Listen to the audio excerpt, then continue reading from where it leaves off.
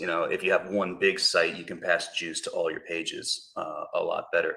Those separate sites are separate sites, and so they will need their own juice and backlinks. So that could multiply cost.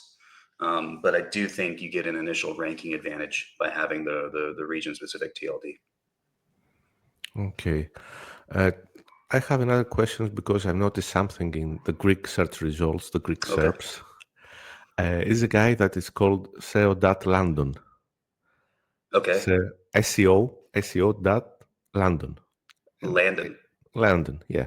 From the Okay. London, UK, the capital of UK. Oh, gotcha. Okay. Sorry for And the that's accent. showing up in your SERPs. And this guy had opened a subfolder, Mhm. SEO.London/gr, Yeah. and he translated a big piece of his site Mhm. in the Greek, and now he's mingling in the Greek search results. And if you, for instance, another Greek word that is very common for SEO in Greek is website promotion. And Okay.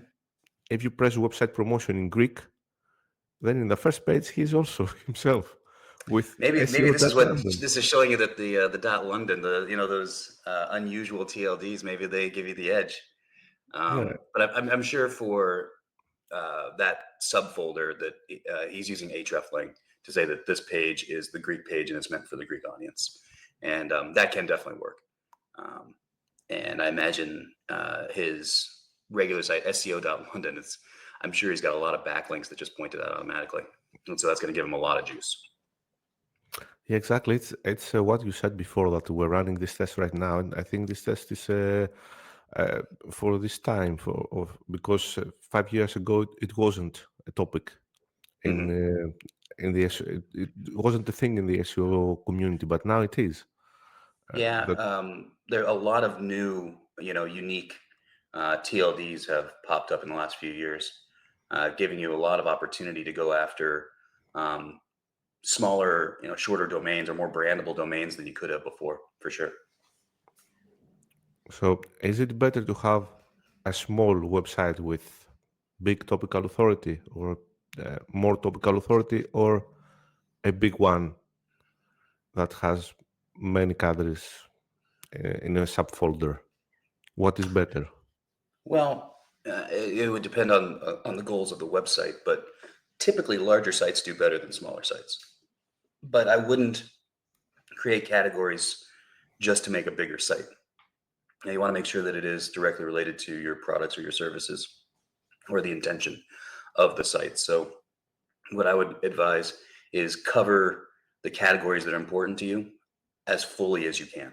So, I wouldn't necessarily just do one small site. I would try to make that site an authority in the one thing that it's focused on, and that's still going to make a pretty large site. You're going to get a site with a couple hundred pages, no problem, if you're posting content regularly and covering one particular topic or one particular category fully.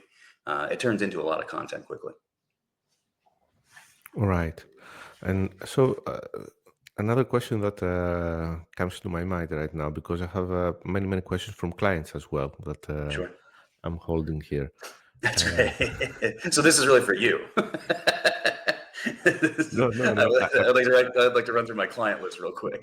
Yes, I have many questions from clients because I'm accepting forms from the clients because I'm running the SEO agency daily, so I have Okay. to speak with many of them. With many of them, sorry for. And one question is, uh, I have a website, for instance, and it has 100 pages, and the competition has 500 pages. If everything else is the same, uh, we use because I study economics. In economics, the term ceteris paribus. It's a Latin word. I think you know Latin. I got the party bus type that part. Ceteris paribus means everything else standard. It remains the same. Okay. Okay. So everything the same. The only factor is the pages. 100 pages and Hmm. 500 pages. Sure. Which is better If for all the things are Google eyes? equal, if all things Yes. are equal, the 500 page will likely be more powerful. will be better than the 100 Yeah, pages. for sure. So is that from a test? Have you done this test before? Yeah, I mean, it's from the test and then just also being an SEO for a long time. But you're going to have, let's say everything's equal and all the pages have the same amount of power. Uh, let's say the power is 20, just as a random number. You have a site that only has 100 pages of 20 power and a site that's got 500 pages of power. They can interlink better to push their pages up without the need for as many backlinks. The smaller site's going to need more backlinks in order to compete, and that's going to make it more volatile in Google updates. It's going to be more expensive. There's going to be more risk involved, more of a guessing game. The larger site is going to be more stable, evergreen growth, won't be as hit by Google updates. Just so many good advantages to that larger site. Again, in a situation where everything is equal. And we're Okay, just so talking about the size of the site. is it better to add more pages in a website? For instance, let's say that I have a website that has 100 pages. Is it better to add more pages with good content, helpful content? Helpful content. Sure, Yes, sure. okay. Yeah. And instead of doing some backlinks or going live, starting a YouTube channel or something like this? Well, the one thing you can control the most is what you put on your site. And so, because of that, there is less risk involved, and it's usually more cost effective. So I always start there. Then you might hit a point where you realize now I need backlinks to compete. A YouTube channel is a separate thing because that's going to bring different types of traffic. It's a different channel. Um, so if your goal is, hey, maybe we need to educate our audience, then you maybe want to focus on YouTube. But if people are searching for this and there's still opportunity to create content, then I would do that. Okay, and this brings to my mind another question that I have.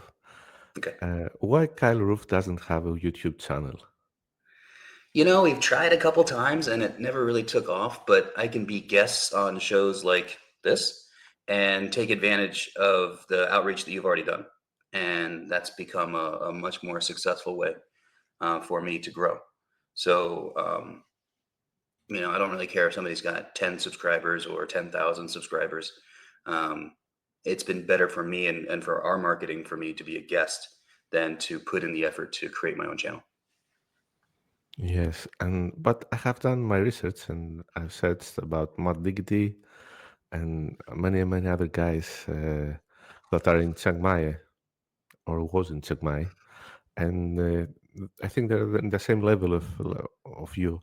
And everyone has a YouTube channel with 100K subscribers, 300K Yeah. subscribers, especially the guy from Glasgow, Yeah, the yeah, Scottish yeah. guy, There are a lot of. Are you talking about Craig Campbell? Craig Campbell. Um, He's yeah, a god he's not in a Chiang YouTube. Mai guy. He is a Yes. friend of us, but um, yeah, no. I mean, it works for some people. I think I only have so much time in the day, and this was just a better path, and we're sticking with it. Okay. So will Kalroof open a TikTok account in the future? We played with it. We had one video that immediately got like 3,000 views, and I was like, "Oh, this is great." And then we did like 10 more, and they all got like 10 views, and I was like, "Ah, this is just not worth my time." So I've noticed the same. I'll go on somebody else's TikTok. Okay, I've noticed the same thing. When I was in crypto industry from some years, I was doing a crypto video in TikTok for Bitcoin price, and it took 17,000 views.